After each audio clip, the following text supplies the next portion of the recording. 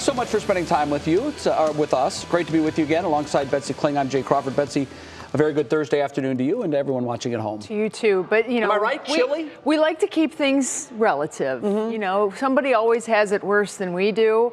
Yeah. That would be the folks in North and South Dakota and It's Minnesota and Nebraska and Wisconsin, where they're having a crazy day. It's actually the tail end of a crazy few days. That's not coming towards us. It's not, Okay, but good. Matt's going to have some details on just kind of how everything shakes out for us in the next few days. Stay over there. Stay over there.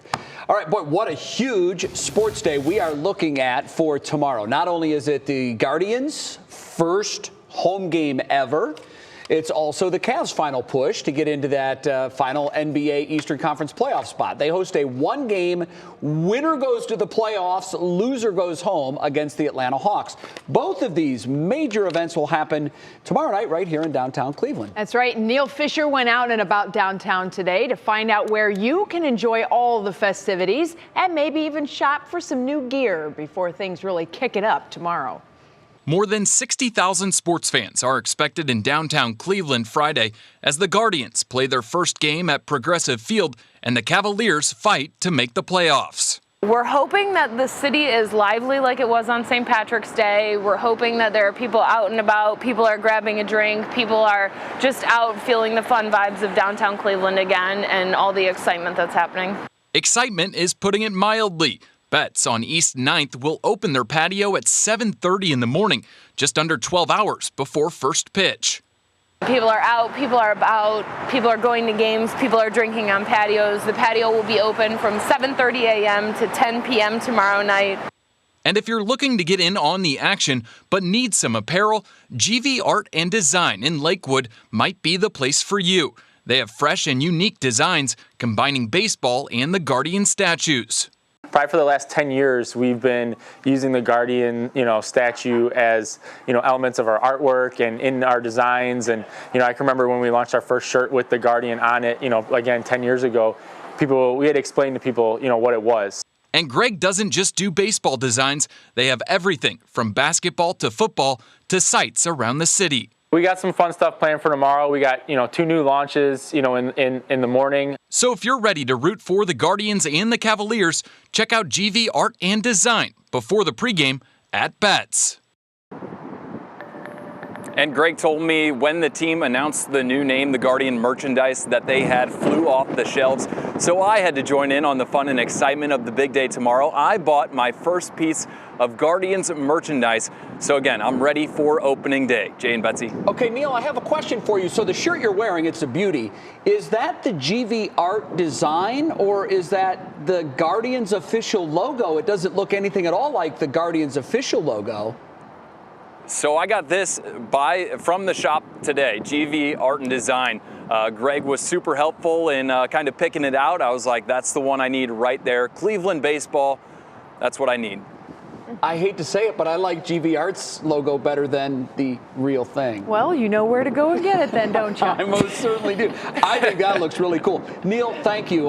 You're going to get a good taste of Cleveland, the sports town, tomorrow. You're new to town. You're going to love tomorrow night. It's going to be fun. Thanks, Neil. I'm really... Don't forget, 3 News has you covered for all home opener events. Our special coverage begins tomorrow afternoon. It all begins at 3 o'clock. And then Betsy and I are going to continue live from Progressive Field with a special home opener edition of What's New. And then we have the game itself. That will be right here on 3 News. First pitch between the Guardians and the San Francisco Giants set for 7:10.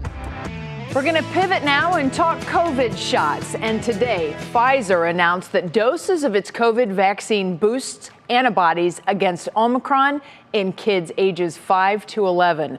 A booster, which would be given 6 months after the second shot, led to a 6-fold increase in antibodies in kids. And that's, of course, according to Pfizer's research. They plan to give that information to the FDA and ask for authorization for all kids in that age group to be eligible for a booster. Also something to note, just like the initial 2 shots, the booster shot is also a lower exposure load, and that, of course, was specifically made for the younger kids.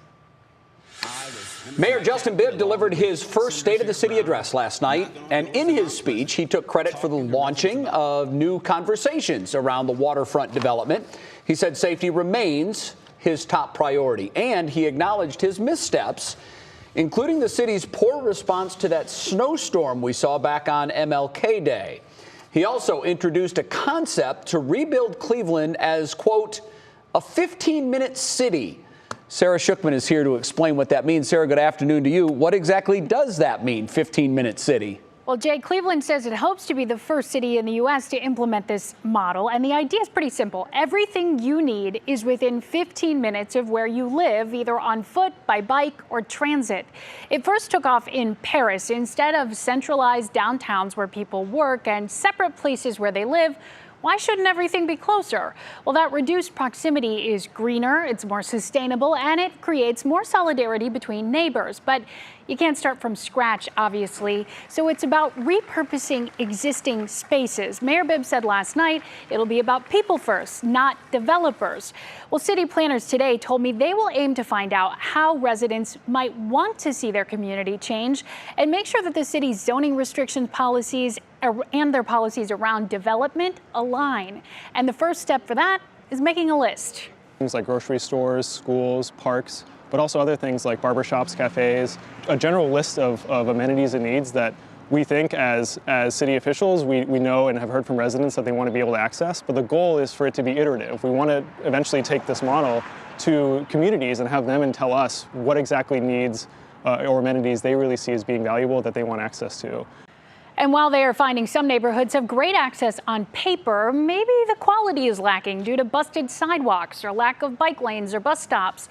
And whether it's green space we're talking about or food justice, some neighborhoods are just lacking altogether here in Cleveland. Ultimately, in a 15-minute city, not every 15-minute radius looks the same, but it serves people with opportunities to access the things they want to get to in their day-to-day lives, Jay. It sounds like a common sense idea, but Sarah, so often implementing ideas like this, well, it becomes a massive challenge. You have to give them points for creativity and ambition, but how realistically does something like this get done? Yeah, that's the question, right? It definitely doesn't happen overnight. It is supposed to be an ongoing process, and the city admits it is at the very beginning of this. But city planners say the timing right now is right, with funding from the federal infrastructure bill that was just passed and some other states and federal dollars that could become available. And as part of its new citywide plan, there will soon be a process for all of you to weigh in. So we'll keep you up to date as they let us know what that is as well. All right, very good. Sarah Shook live from the newsroom. Sarah, thank you. Well, here's a story you heard first on 3. Back in January, we told you that the iconic IX Center Ferris wheel would be disassembled and moving to a new location. Well, tonight, we've learned where it's going. It's headed down I-77 to Canton and the Pro Football Hall of Fame Village. The 125-foot tall Ferris wheel has 20 gondolas and will be set up in the Play Action Plaza, where it will join a zip line that's already there. That Ferris wheel had been inside the IX Center since 1992. A lot of families have memories on that Ferris wheel. Yours among them. And I think it'll be very interesting to have that as an addition down to the ever-expanding Pro Football Hall of Fame and surrounding areas. I mean, it's got a little bit of everything. So when we were talking about where should this go, we threw a few ideas out, but this is, pardon the football pun, this is a touchdown. I mean, I can see it now. I can see all of the national media in town for the annual Hall of Fame game and the Hall of Fame ceremony induction. Yep. And with all the people, when you see a big Ferris wheel like that on the skyline, what it's saying to you is something's going on here. Something this way. Big is going on here. Come on down. I mean, if you go down the boardwalk in New Jersey or wherever you go to an amusement park, it really is a sign of life. And I think this is an absolute wonderful idea. Yeah. I can't wait to see it. They have so many different things that they've added to that Pro Football Hall of Fame It's like Village. a football theme park. It is, and I think that's kind of the whole idea is they're trying to do that something for everybody. I could see for the Hall of Fame game and whatnot, some of the announcers for the national broadcasts live from the Ferris wheel. I hope someone does that. It's going to happen. I can see it as a sideline hit right now. Guaranteed. Well, speaking of sidelines, on the other side of the break, inflation is hitting everyone's go-to company for quick deliveries. Yes, Amazon. How they're going to be passing off the increase in gas prices to you. Then Elon Musk just is not happy with 9% of Twitter. He wants the whole thing. We have all the details on the billionaire's plan for a hostile takeover of the social media giant that is coming up. And Matt joins us now with a look at the forecast for the evening. Hey guys. Hi. I was gonna say, it must be nice to be Elon Musk, right? I want Twitter today. I think I'll buy it. That's just insane. Yeah, I'm buying spaghetti sauce at the grocery store, counting my budget. Weather-wise outside, boy, we had lots of sunshine today, and it is beautiful, albeit windy. That wind really gonna ramp up here this evening. So if you are out in the patio, just use the napkin holder to hold everything down. We're in the 50s, falling back into the 40s overnight tonight. We've got your Easter weekend forecast, your Guardians home opener forecast, and we'll look into next week on the other side of the break.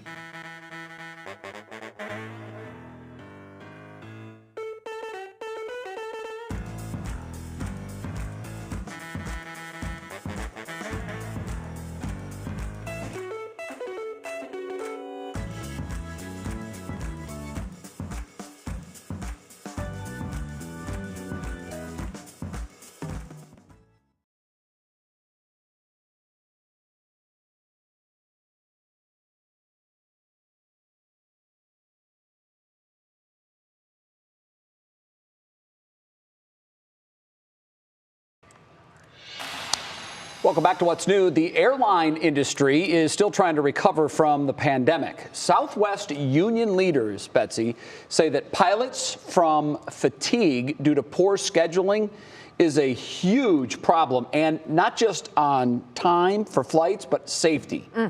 Well, they say the problem started last summer as air travel ramped up. The number of pilots asking to be relieved from assignment due to fatigue surged 330% in March of this year compared to the March before the pandemic. The union is in the process of negotiating a contract. Meanwhile, Amazon is the latest on the list of companies to add a fuel charge as prices on just about everything keep going up. The 5% fuel and inflation surcharge for third-party sellers will go into effect in about 2 weeks. The company says the fee will apply to all products that use the company's fulfillment services starting April 28th. The fee will be added to those already paid by third-party sellers to Amazon to ship from its warehouses. So not necessarily the customers getting that extra added line of, gas and inflation surcharge. That'll go to the third-party sellers, but the third-party sellers are going to be raising their prices, and you will end up paying more. We always end up paying. Yeah. When you hear surcharge, but it's not going to be on the product itself, yes, it will in time. And so that 8.5% inflation figure that was out earlier this week, that sounds massive, but Bets, not baked into the cake yet are surcharges and price increases like this one. Yep. So with that huge spike in gas prices, it's going to continue to cycle onto us. So the inflation is only going to go up. Yeah. And who knows where it ends and when it turns back down the other way. But as long as these charges are passed on products that we buy from Amazon, that will contribute. And it is third-party sellers. It's not like the Amazon Basics and the Amazon specific. It is sold by Amazon. These are the third-party, groups that are like sold through Amazon. And there's a lot of them. There are. And we buy a lot of products through them. Yeah. And we're going to be paying more. Well, hopefully we can, tack that little surcharge onto things like sunscreen and pool floats and all the fun stuff that we are looking forward to getting to pay for. Matt, that's your weather word today, surcharge. Pool floats? Oh, no. Surcharge. Okay, got it. Pool floats will be later in June. Yeah, I'll be ready for that one for sure. Okay, surcharge. We'll get that in there. Okay. It's nice to see the sunshine behind you with some mixed clouds starting to move in as we've got some cooler air bubbling up aloft up in the atmosphere, helping to help those clouds bubble up. And temperatures not too bad today. We're in the 50s and near 60 degrees. Remember this morning we were back down to the 40s behind that frontal boundary this morning, had the rain and the clouds that cleared out. Temperatures did rebound back. If this was a January front, temperatures would have been like this all day long. But we've got a strong April sun going to town. And you notice we're really divided across the country. We've got 60s and 70s down to the south. Sharp demarcation line between winter and spring. It's in the 30s off towards the north. That area of low pressure continues to circulate, and boy, is it creating some winds. These are your top gusts today. The southern periphery of this low, where that warm air meets the cold, is where we have jet stream energy and wind. We've had gusts 40, 50 miles per hour from here all the way back into Pierre, South Dakota, and that really is just one of the lighter wind gusts compared to what they dealt with. Betsy put this together here with your blizzard wind gusts up in the upper Midwest, South Dakota, areas near Bullhead, 72 mile per hour gusts. That was on top of snow. Some of the snowfall reports as well, a report of 47 inches of snow in 24 hours. That's over 2 inches of snow in our areas, Montana, for a day. They got walloped out there. For us, we're dealing with the wind. This wind's not going to go away tonight. You notice your gusts over the last 15 minutes in yellow there, gusts 20 to 30 miles per hour. As we go through time tonight, you notice how we're still seeing gusts at 2 a.m. around 27 miles per hour. They ramp back up tomorrow. Pretty breezy set of days here as this low pressure ramps up. Hey, Jay, look, it's a Ferris wheel. That tells you something's going on, and there is something going on in the upper plains states. It's that strong area of low pressure. Cold air not coming at us, so we're still dealing with spring-like temperatures around here and there's some sunshine, but this is what's going on tomorrow. This whole pinwheel is going to slowly circulate off towards the east. Where does that put us for your Friday plans and the Guardians home opener? On the southern end of this, and we've got a little area of energy coming in. May spark some showers tomorrow. I would not be surprised if we had some raindrops that we're dodging for the game tomorrow night. National Design Mart hour-by-hour forecast keeps us quiet tonight. Here you go tomorrow, southern end of that storm system. You notice how we have clouds that turn into some scattered showers, especially out over the lakefront for game time. And watch how this expands tomorrow evening, and especially tomorrow night. We'll likely get a good dose of rain around here. Weekend plans, perhaps Easter egg hunts Saturday morning. Looks to be kind of rainy to start, but we'll clear things out. Improving conditions Saturday afternoon, and we look good as well. No surcharge for this. Guardians forecast 50s, breezy, on and off showers around here as well. 7-day forecast brought to you by Union Home Mortgage. The downfall this weekend, not bad. And then next week we see a big bump after some spring-like showers. Monday, Tuesday, Wednesday, Thursday. I think I'm going to make a T-shirt for Jay that has a Ferris wheel on the front of it. And it says, I'm kind of a big wheel, instead of I'm kind of a big deal. I'll probably wear that a time or two. I think you would. All right, I'm going to work on that. Maybe I'll get GV art involved. I love it. All right, thank you, Matt. Coming up, singer Mary J. Blige's hot streak is still going. We're going to tell you what's next for her in Pop Break. Then today's Worth the Watch. I promise you, Betsy, it will not disappoint. The reaction that one pup had when he was given 2 options for treats and picked the wrong one. Oh. That's when we come back. It's great.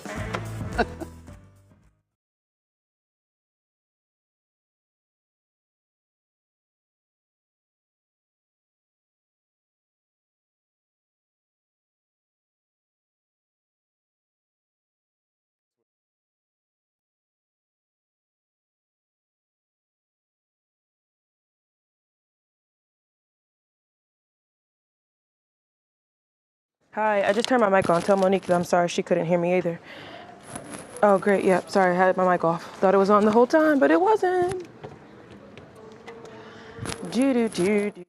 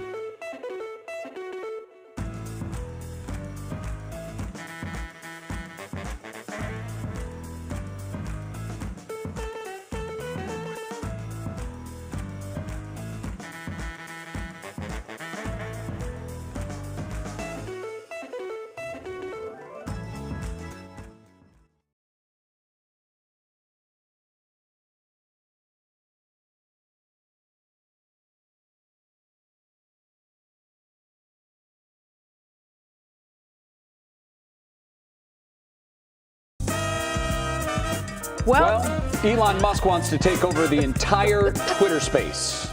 And Mary J. Blige is receiving an incredible honor. Meanwhile, an award-winning actor pled guilty to a crime against women this week. That's where Kiara Cotton starts things off in today's Pop Break. Hi, Key. Hi, Jay and Betsy. We are certainly covering our bases here today, but up first, it's been several years, but actor Cuba Gooding Jr. is still in hot water.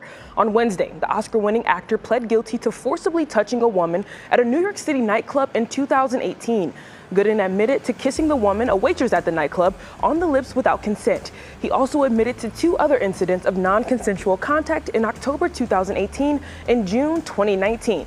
In August 2020, Manhattan prosecutors said that at least 30 women had come forward with accusations of unwanted touching by the Oscar-winning actor.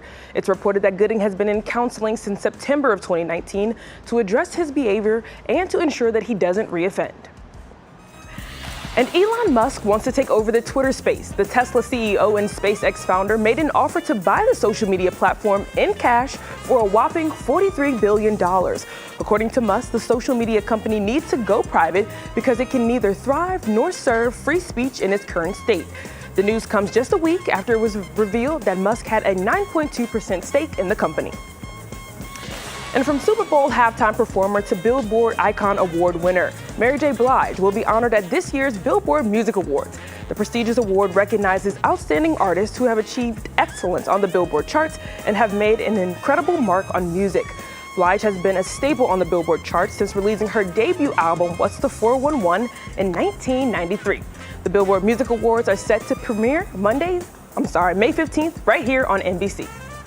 Now, Mary J. Blige joins 10 other artists who have already received the Icon Award, including the likes of Neil Diamond, Stevie Wonder, Prince, Jennifer Lopez, and Garth Brooks, just to name a few.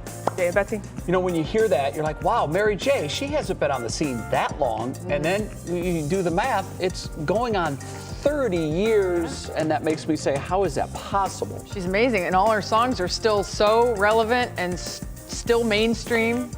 She has talent. Incredible. She can do whatever she wants musically. All right, thanks. All All right, we just love our dog videos here on What's New. You know that. Well, I love this one. There are treats under these caps. So we're playing the shell game with Doggy. Doggy picks that one. Hey! Yay! So she gets to eat the treat. Now watch this.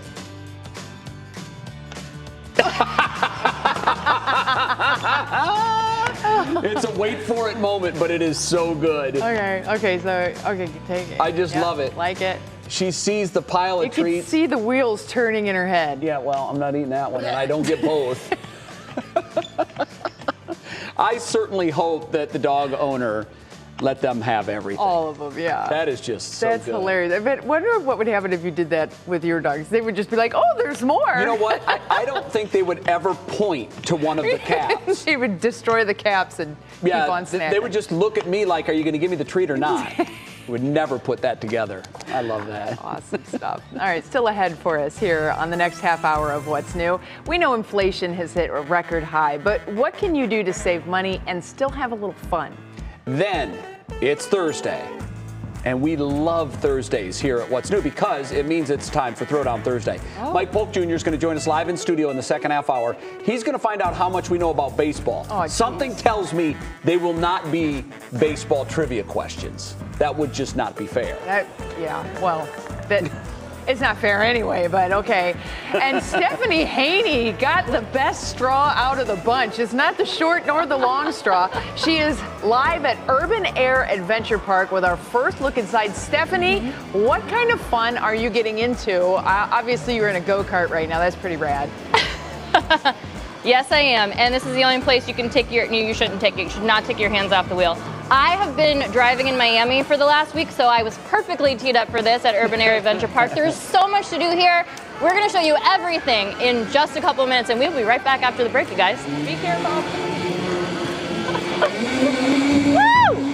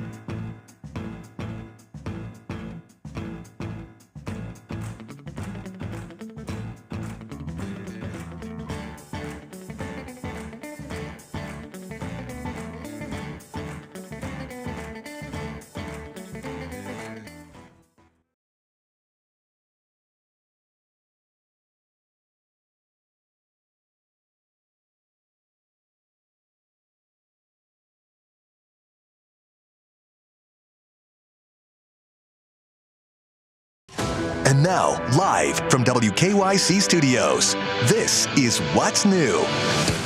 We begin at 5:30 with three top headlines here at the bottom of the hour. First, the visitation for fallen West Salem firefighter Lieutenant Philip Weigel is taking place right now. It goes until 9 p.m. at the Church of Nazarene in Worcester, where he was a member. Lieutenant Weigel will be laid to rest tomorrow at West Salem Cemetery following a service at the church at 10 a.m. Weigel, you may remember, was killed in the line of duty Monday night while responding to an accident on I-71 in Wayne County. Meanwhile, the war in Ukraine continues to intensify. Ukraine's military says Russia is building up for a major attack in the east. They've mobilized up to 70,000 troops in the region. There are conflicting reports about the fate of a Russian warship in the Black Sea, the Moskva, seen here in satellite images last week. Ukrainian officials say they hit it with a missile off the coast of Odessa, causing serious damage. But according to the Russian Ministry of Defense, the ship was evacuated due to a fire. Well, deja vu all over again here. For the fourth time, the Ohio Redistricting Commission submitted legislative maps to be used in upcoming elections, and yet again, those maps were turned down by the Ohio Supreme Court, which declared maps were gerrymandered in favor of Republicans. Ohio's election boards have said they need the new maps by Wednesday in order to hold a special primary in August. However, the court has given the commission until May 6th to submit these maps one more time. And let's hope that's the last time. Speaking of the merry-go-round and the Ferris wheel, right, that just kind of keeps going back and back and forth. What goes up will go down. All right. Politics at its worst. Well, with that, we welcome you back to What's New on this Thursday afternoon. I'm Betsy Kling alongside Jay Crawford, and I am seeing the sun shining out through the blinds out there in the It was a crappy day this morning, and I thought, man, this is going to continue all day. Are you kidding? How do you feel about it, Jay? I didn't like it. I didn't like it at all. And then as the day went on, it got nicer and warmer, and I thought, okay, this is doable. Yeah, we can do it. Well done. We can make it. All right, well, let's move to our top talker now.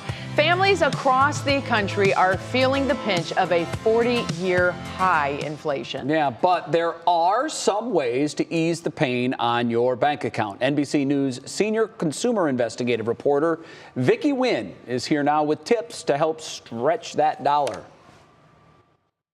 United States of sticker shock. 8.5% remains a 41-year high. You have to go back to 1981. Inflation climbing to its highest rate in nearly 40 years. A rise in consumer prices last month at an annual rate of 15%. And just like then, these days, Americans taking a big hit where it counts, their pocketbooks. Every week is something new. It's beef prices, it's produce, it's avocados, it's takeout containers. Now it's fuel. The average household will now spend an estimated $327 more per month to cover the soaring costs of everyday necessities, from gas to groceries. But there are some things you can do to help keep your family's finances in check. Start with making a budget. Know how much money your household earns and spends each month. Then look for ways to save. We can't control how much higher inflation will be, but we can control how much we spend. When it comes to debt, know who you owe and how much, along with the interest rate. Experts say if you have multiple loans, consider paying down the one with the highest interest rate first.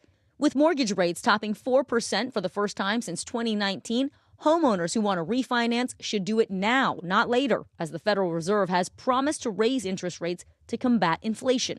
You might be in a better situation to lock yourself into a mortgage that you can afford long-term. Despite a recent cost of living boost to Social Security benefits, experts also suggest planning more for the future so you don't outlive your money. Try to fund and add more on a tax-deferred basis into a Roth IRA, traditional IRA, 401k. And no need to let inflation stop your family vacation. If you do a little smart planning with points and miles, there's a lot that you can do without really breaking your budget. That $327 a month number, it's a lot, it is, but that's for many families, that's the tipping point. And there's so many families that are just getting by, barely getting by. They have just as much coming in every month as they have going out. If you throw an additional $327 a month to run their household on top of that, now they're going in debt. They're credit carding and they're doing other things. And it's really, really hurting the lower income families more than anyone, but we're all feeling it. Everybody is feeling it. Well, there were a lot of families that were finally getting back, right? Before the pandemic hit, starting to save, had the little nest egg build up. And with this, this latest price hike and the inflation that's going on, I feel like a lot of families are just over where they're able to save again. So now they're spending and, they're making their living wage and whatnot, and they're getting in there, but they're also having to pull in from that savings. Sure. And that's really disconcerting because there's so many people who work so hard to get to that point of having savings, and now to chip away at it this fast. Yeah. It won't take long. Yeah, that's the problem. All right. Well, coming up for us, we are getting a first look inside Westlake's new urban air adventure park. Stephanie Haney, you just saw her in a go-kart. And what is it? Now you're on a zip line? Okay, I'm officially jealous. Why are we not there? Jay asked the question. I'm asking again. Yeah, that looks so much fun. Okay, well, we need to go there, and we need to go there soon. We're going to check in on Steph a little bit later as she runs through her, it looks like it's a gauntlet of fun. She's getting dizzy, I think. All right, and then, of course, it is Throwdown Thursday. We're getting everyone ready for baseball season. From the game to the food and the fun, Mike Polk Jr. is here. That is our topic for this week's Throwdown Thursday. But first, Matt is here.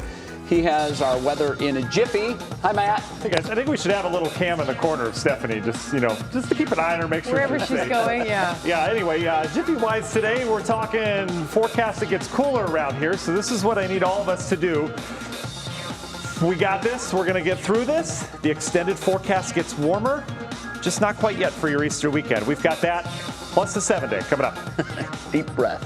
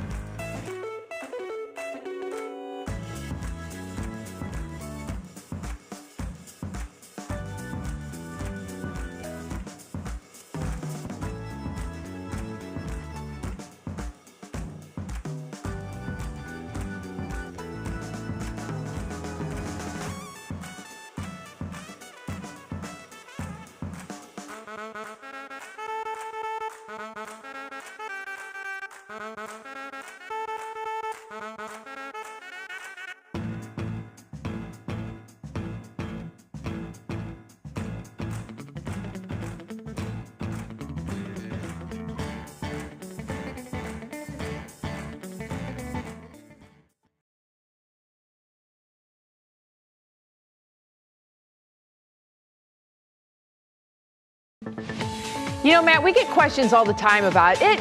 seems like every weekend is blah, blah, blah. Or it seems like, every Wednesday it's too windy or something like that. And a lot of times people, I know, I'll get to it. A lot of times people will kind of forget frame of references. And speaking of frame of reference, we figured out the Steph cam. They did it. She's not letting down for a second. We should do this all 8 hours that she does her timesheet today just to see how things pan out. But boy, she's having fun. Keep that up all forecast, especially as we talk about the weekend weather, right? Yeah. Doesn't that sound good? Yep. But Betsy, you're absolutely right. The weekends have been kind of, I don't know, not the best around here. Let's just say that. So doing a little digging, going back the last 5 weekends, this is the kind of weather that we've dealt with. We had a snowy weekend, a rainy weekend, a snowy weekend, a rainy weekend, and then last weekend was just flat out cold before we bumped those temps up. So it really, we haven't settled with these high pressures and this nice weather on the weekend. So what's this weekend look like? Well, we've got Easter weekend, obviously, so perhaps some egg hunts going on Saturday morning. Likely going to have showers early, then we'll clear skies out for the afternoon. We'll be in the 50s, so we're on the cooler side of average. For your Easter Sunday, mix of clouds and sun will be in the 40s, so even cooler than the cooler side of average. But overall, I don't think we can complain about this weekend. You get out in that sunshine, it feels a good 10 degrees warmer, so should be a pleasant spring-like weekend. How do we get there? Well, no rain and rumbles. I forgot to take that out, but you notice how we've got windy conditions and mainly clear skies tonight. We'll settle back into the 40s. That wind has really been kicking, especially the further west you get. We've had gusts over 30 at times. The wind will not really back off tonight. Reason why we've got a strong area of low pressure to the north. The difference between that and a high pressure in the central plains, we've got the squeeze play on across the Great Lakes. You notice the clearing skies, but yeah, we've got some showers that we'll be dealing with tomorrow as this low sinks off towards the east. We're on the southern periphery of this, and actually I saw a couple models there painting perhaps a shower here tonight. Can't rule that out. And you see some developing back towards Toledo. Big story, though, is going to be the wind. We've had gusts 30, 40, 50 miles per hour off towards the west. And as we go hour by hour tonight into tomorrow morning, to 6 a.m., 10 a.m. tomorrow, we're dealing with gusts in the 30s. So certainly going to be a breezy set of days here. You can see the low here, all the isobars wrapping on up there. Here's what we're watching tomorrow, though. I mentioned we're on the southern edge of the system. There's a little area of energy coming through the jet stream. That's going to kickstart some scattered showers tomorrow that'll likely be out over the lake, and then they'll expand inland as this meets up with some Gulf of Mexico moisture. And this is the Tribe game tomorrow, or the Guardians game tomorrow. I'll throw a nickel in the bucket over there. But you can see as we go through time, showers become spotty and then a little bit more widespread. So we will be dodging the rain tomorrow for that game. We'll be dodging the rain Saturday morning, and then eventually we'll clear things out for your Easter Sunday. Closer look with your National Design Mart hour-by-hour forecast. You can see the stray showers tonight. We'll add that to the forecast, but then tomorrow, just dodging showers, especially off towards the north during the day. We ought to make a run into the 60s tomorrow. It's not going to be a bad day by any means. It's going to be gorgeous tomorrow outside of the late day rain out towards the north. So on and off showers for the game in the 50s. And again, that game versus the Giants, boy, not just sold out, but right here on WKYC. Union Home Mortgage 7-day forecast. We get cooler behind that system Saturday, Sunday for Easter. And then next week is showery and cooler. But the good news is at the end of all this, Thursday, Friday on to next weekend. Looks like a nice warm-up, maybe, for a weekend. Jay? Maybe. Okay, I'm going to hold you to that. I say maybe a lot as a meteorologist. So. All right, very good.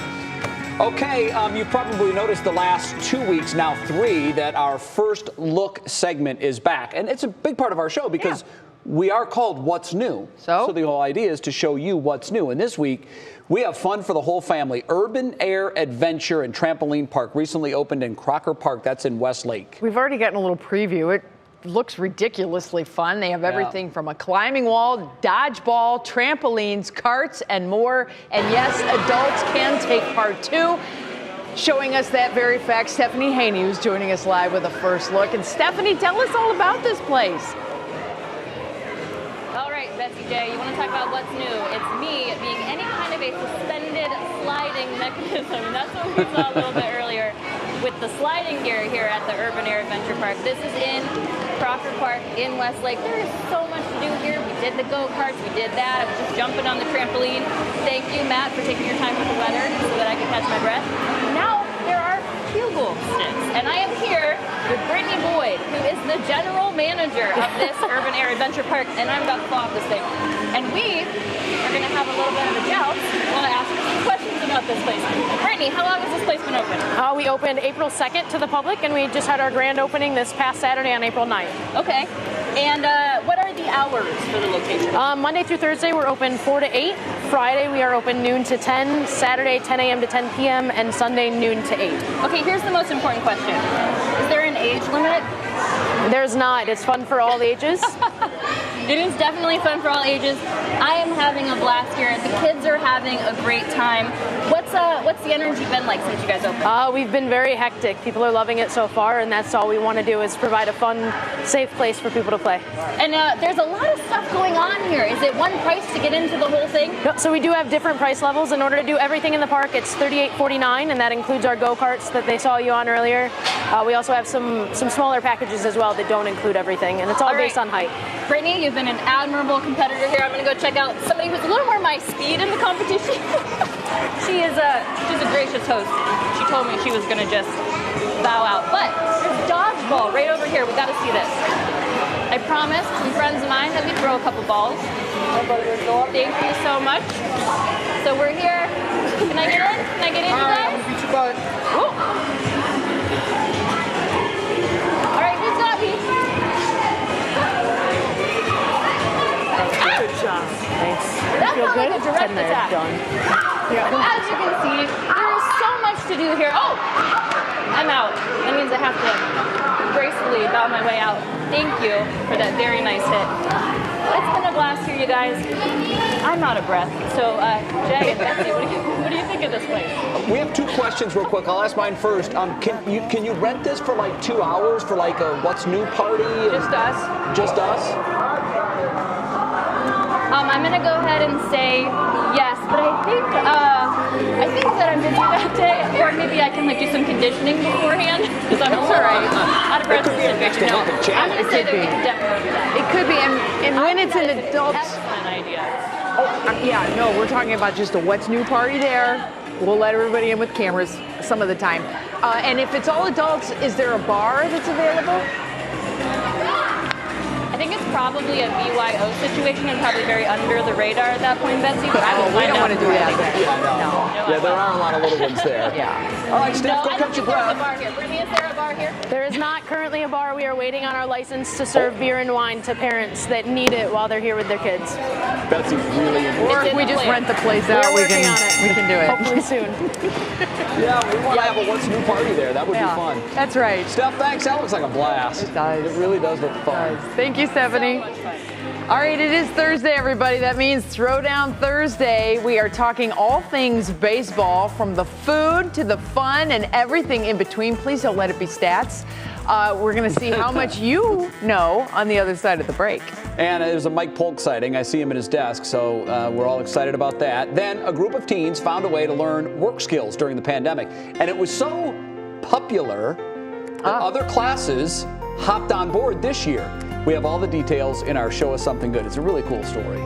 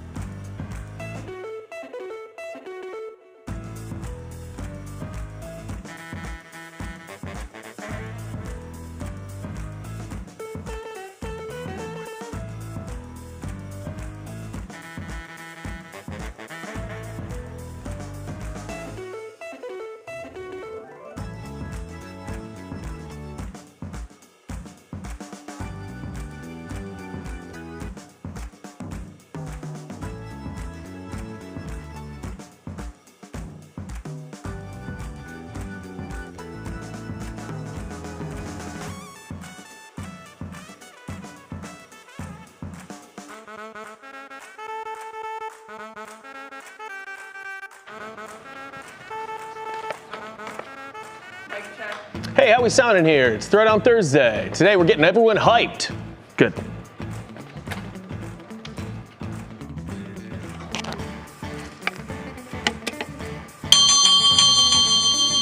Sound good?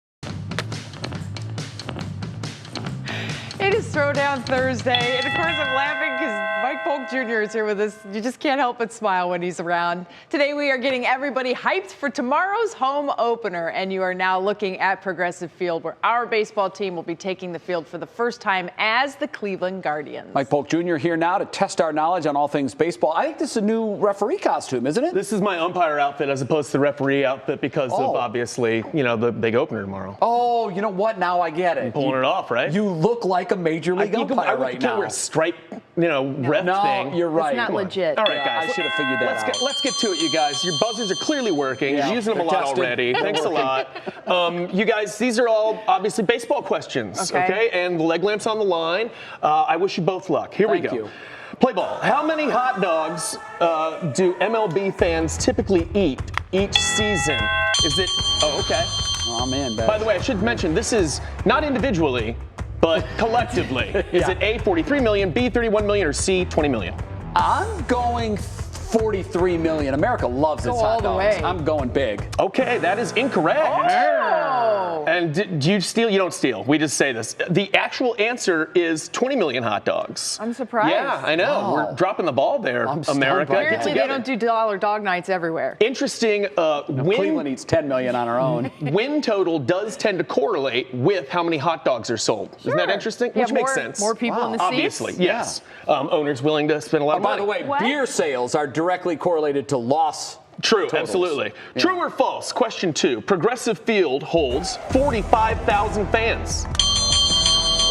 Who was that? Me. That was you. That's go ahead. Wow. Now, is this the sellout capacity? True or false? Progressive Field holds 45,000 fans. Oh, man. I'm trying to remember.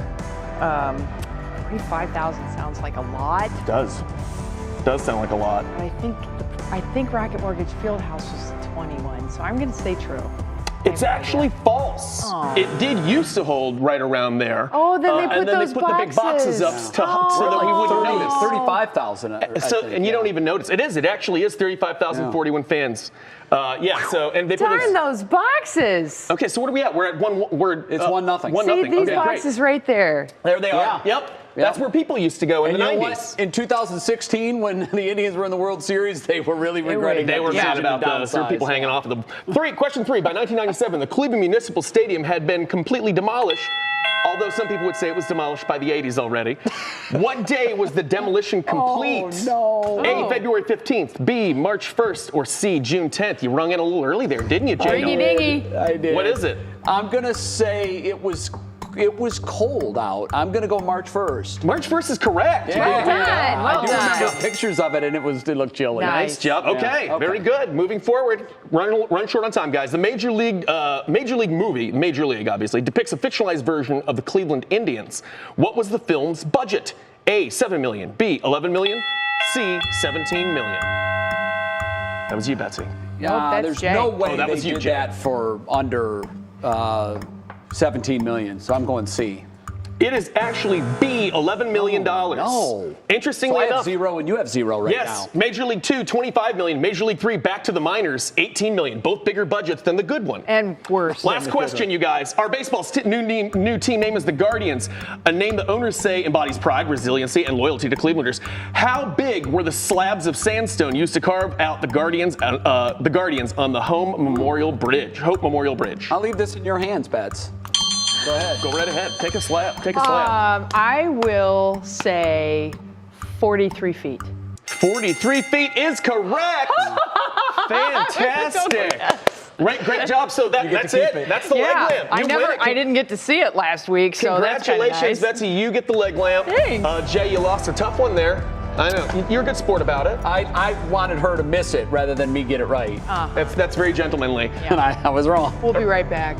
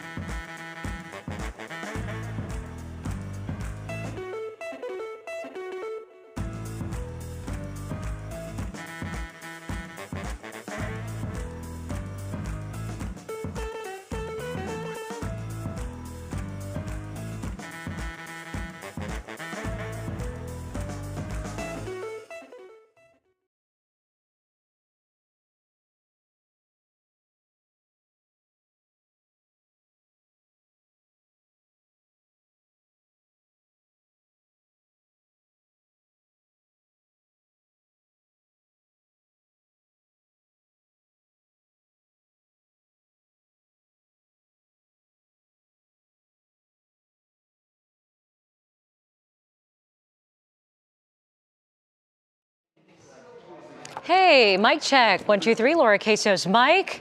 It is Thursday. Thanks, Al.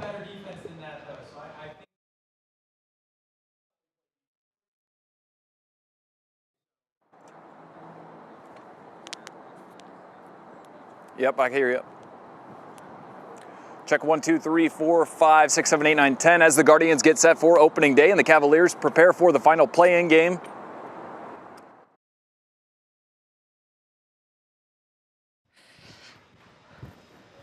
I do. Mic check. Sarah's mic. Sorry, I have my mask on. 1, 2, 3, 4.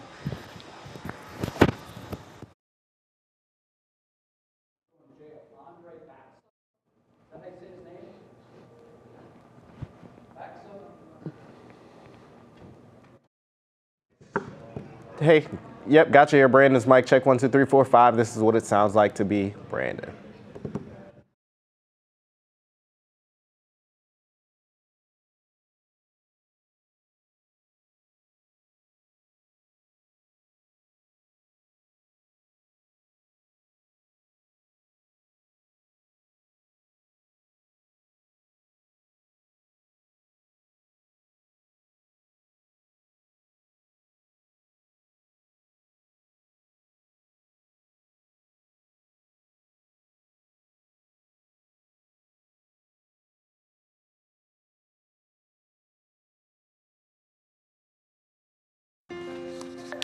Today's show is Something Good comes from North Royalton. And during the pandemic, there weren't a lot of real-world opportunities for high schoolers to practice work skills. So one class started making homemade dog treats and then marketed them to the staff.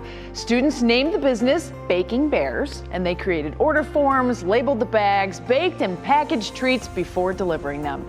Well, the business was such a success that the bakery returned this spring and are now anticipating more classes with more kids participating. Wow. Isn't that great? I love when something good comes from something bad. Yep. And we've seen stories like that were born during the pandemic and are now rays of light. And That's so good to many see. people only look at these opportunities as, skills and work skills and whatnot, but there's a whole social aspect that goes into that is absolutely critical too. Thanks for watching. We're out of time. We'll see you tomorrow from Progressive Field. That's right. And 3 News with Jay and Laura starts now. Across the city in 15 minutes? Regardless of where you live, you should have access to a good grocery store, vibrant parks, and a job you can get to.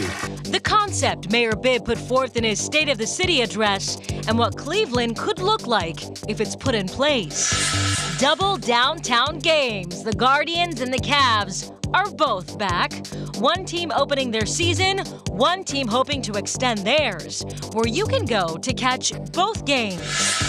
Big map mess. Another set of legislative maps rejected by the Ohio Supreme Court. What happens next and what it means for a second primary. And rolling down I-77, where the iconic IX Center Ferris wheel is headed.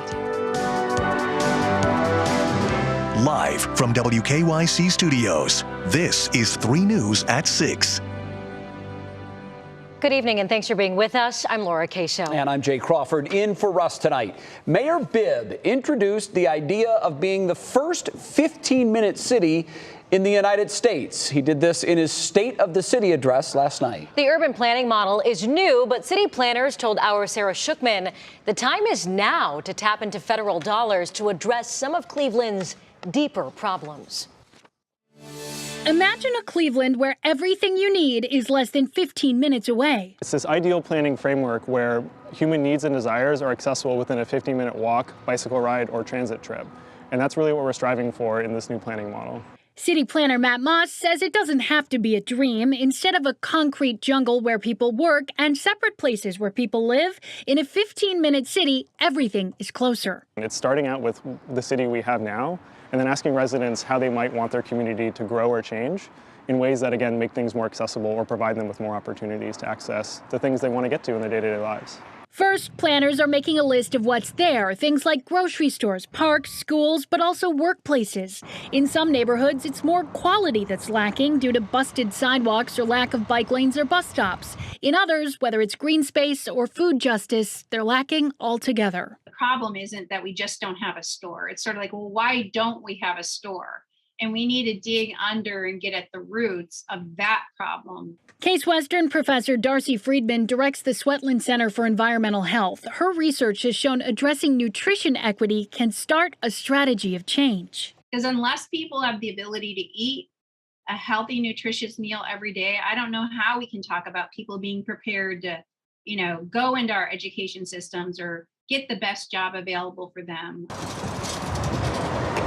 Along with building, the city says changes to zoning restrictions and development incentives are likely necessary. Friedman urges community members to make sure they're at the table. Not just asking, demanding to say, where is the space for us to inform what this looks like? Those opportunities for participation are coming, the city says, noting that the payoff here is a greener, more sustainable city with more solidarity between neighbors. But let's be real, this change will not happen overnight.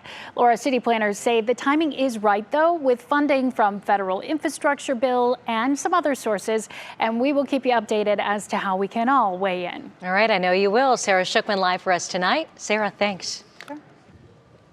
Well, this time tomorrow, downtown Cleveland will be in the sports spotlight with two of our teams hosting very big games. Our Neil Fisher joins us live now from downtown to show us how one local business had a full circle moment that caught the attention of an entire city. Neil, good evening to you. Good evening, Jay. You may be wondering, with the Guardians getting set for opening day and the Cavaliers hosting that final play-in game to get to the postseason, where you can get your merchandise if you still need it for the big day tomorrow. Well, GV Art and Design is the place to do it. They have been making these shirts, hoodies, jackets, and hats, but it was about a decade ago that they came up with a fascinating design, one that now makes them look ahead of the times since they began drawing up looks with the Guardian statues here in Cleveland. We've been doing Guardian designs for about 10 years now, using it in our artwork and on shirts. And I can remember from the beginning having to kind of explain to people what the statue was and where it was and the whole bit every time we launched it. So it's really kind of cool now to see it come full circle and see it as the name of our team now. Vlasic says the phones and social media notifications were going crazy after the club announced the new team name. He says the first baseball shirts with Guardians designs launched about 2 years before the team announced it as their name. Of course, baseball isn't the only merchandise they have in their stores. They have everything from basketball to football to sights of the city. And so when the Guardians made the announcement of that team name, obviously the Guardians merchandise that GV Art and Design had flew off the shelves. So I had to get me a piece of the merchandise, Guardians logo and everything. This is my opening day shirt. Jay, what do you think of it? Neil, I think it's 2 thumbs up. I love what they've done with the design, and I can see myself picking one of those up in the future. Neil, live from downtown. Thank you, sir. Well, remember, you can watch the Guardians host the San Francisco Giants. It happens tomorrow night right here on WKYC. Special coverage begins 3 o'clock in the afternoon, and we're going to take you all the way up to first pitch against the Giants at 7:10. Today, the state health department released its weekly COVID numbers with 4,808 new cases being reported over the last 7 days. That number is actually slightly above the state's 3-week average of 3,913. Meantime, Pfizer said today its booster in kids 5 to 11 raises antibodies against the COVID-19 Omicron variant. Pfizer says it plans to submit its data to the Food and Drug Administration for emergency use authorization for the 3rd dose to that age group. Up to this point, the FDA has only approved boosters for kids 12 and older. Back here at home, funeral services are underway at this hour for Wayne County firefighter Lieutenant Philip Weigel. You'll remember he was killed in the line of duty Sunday night while responding to an accident on I-71.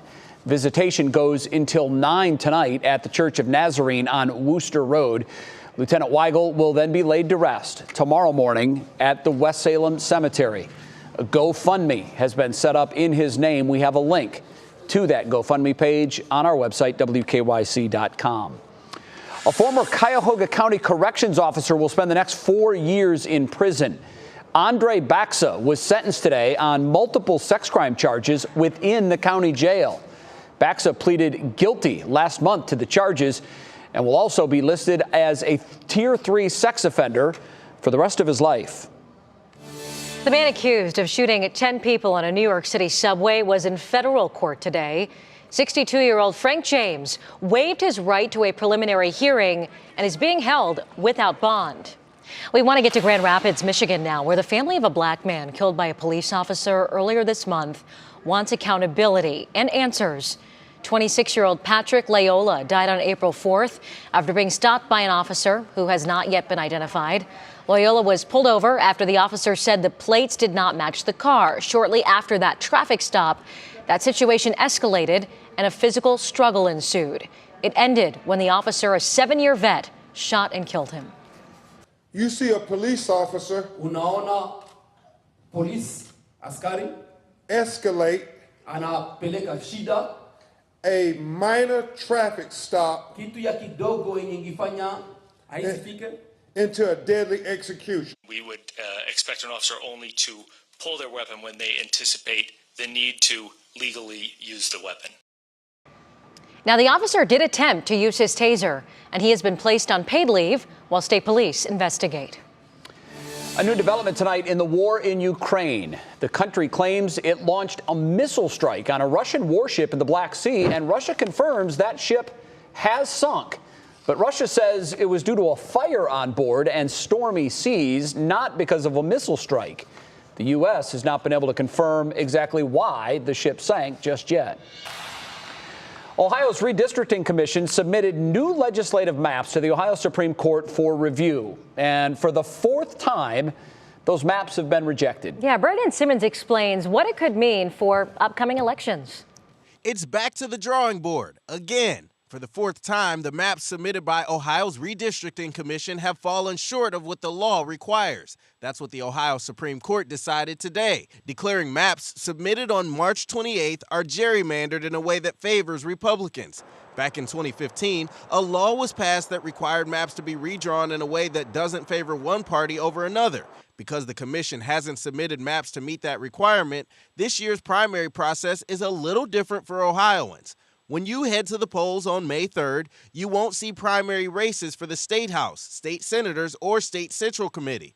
Other statewide positions, including the gubernatorial race, U.S. congressional seats, and local issues, will still appear on the May 3rd ballot. At the moment, the plan is to hold another election for the excluded races on August 2nd. That's the day designated for special elections this year.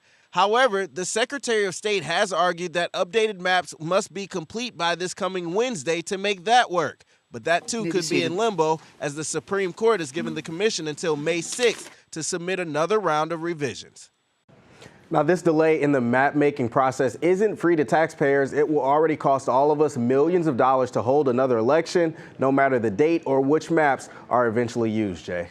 Well, Brandon, the assumption is we'll eventually get a set of maps that we can use, but we've done this 4 times before with no luck. What happens if the next set of maps also gets rejected? What do we do? Yeah, that'll be a big problem. If that ends up happening, the decision does go and proceed to a panel of 3 federal judges who would decide which maps are used. They could use the ones that have been submitted and rejected already, or they could actually go back to old maps used in previous elections. Of course, we'll have to wait and see what happens, Jay. All right, Brandon Simmons live from the newsroom. Brandon, thanks. We want to get to the job front now with new unemployment numbers released just today. Jobless claims rose by 18,000 to 185,000 last week. It's a small uptick, but still at historically low levels. Weekly applications for unemployment also remain below pre-pandemic levels of 225,000. But despite that strong job growth, inflation is now at a 40-year high, something President Biden addressed today. I know that we're still facing challenges of high prices, inflation. American manufacturing is coming back. Once again, we're seeing the pride that comes from stamping a product made in America. And prices, as those prices soar, the president's approval rating plummets. It's the driving issue heading into the midterm elections, with the average American family spending an estimated $327 more per month for everyday necessities. Well, it is tax season, and pre-pandemic, tax day was always on April 15th. That, of course, is tomorrow. But if you haven't filed yet, you do have some time this year with the new deadline. That now is April 18th. That's this coming Monday. For the last 2 years, the IRS pushed back the deadline because of the pandemic. If you need more time, you can always apply for an extension. The deadline to do that is also on Monday. We want to go to Canton now. We've learned the IX Center's iconic Ferris wheel will have a new home from Cleveland to Canton at the Hall of Fame Village at the Play Action Plaza. Dismantling will begin in mid-May, and the Ferris wheel will be back up and running in Canton later this summer. Next, from backing out of a board position to an offer of a total buyout. The latest drama involving Elon Musk and Twitter. Then severe southern storms. A look at some widespread damage as spring weather is now in full swing. Swing, not spring. Speaking of that, Jason's here. Hi, Jason. Well, the forecast has been swinging in this spring season. Laura, we had a morning shrouded in cloud cover, rain showers as well, but we can thank our lucky stars, or for that matter, our lucky sun rays, because it's kicked us into the low 60s today. Coast is near average. What does the weekend look like? And also the Guardians forecast? It's coming up next. 3 News at 6 is sponsored by Calvetta Brothers Floor Show. It's time to fall in love again with your home.